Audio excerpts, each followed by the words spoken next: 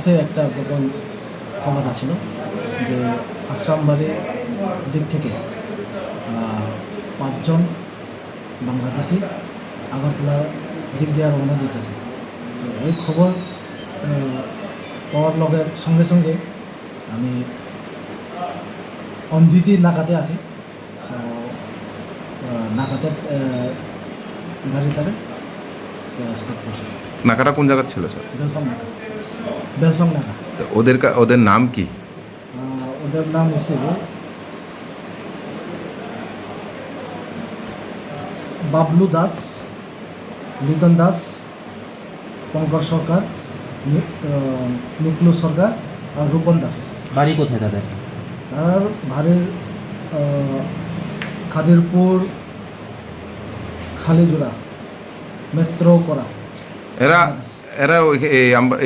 ধরার পরে ওরা কোথায় যাওয়ার উদ্দেশ্য ছিল ওদের? শান্তির বাজার, মরিপুর। প্রাথমিকভাবে কি বলেছে ওরা, কেন এসেছে ভারতে? তারা এখন কিচ্ছু তো বলেনি, এখন ইনভেস্টিগেশন চলছে। তো ওদের কাছ থেকে কোনো কিছু পেয়েছেন? বাংলাদেশের কারেন্সি, ইন্ডিয়ান কারেন্সি, কত? আর বাংলাদেশি আই কার্ড। কয়জনে আই কার্ড পেয়েছেন? 2 জন। 2 জনে। তো বাংলাদেশের কারেন্সি কত ছিল স্যার? বাংলাদেশের কারেন্সি আছে 360 টাকা। আর ইন্ডিয়ান কারেন্সি? ইন্ডিয়ান কারেন্সি আছে 3645। ওরা কি বাংলাদেশি কারেন্সি 3060 রুপিস। ওরা কি আজকে আসামবাড়ি এসেছিল না আগেই এসেছিল? আজকে সকাল 10টার দিকে রওনা দিয়েছি বলে তারা বাংলাদেশ থেকে। সো বাংলাদেশ সকাল 8টা থেকে রওনা দিয়েছি।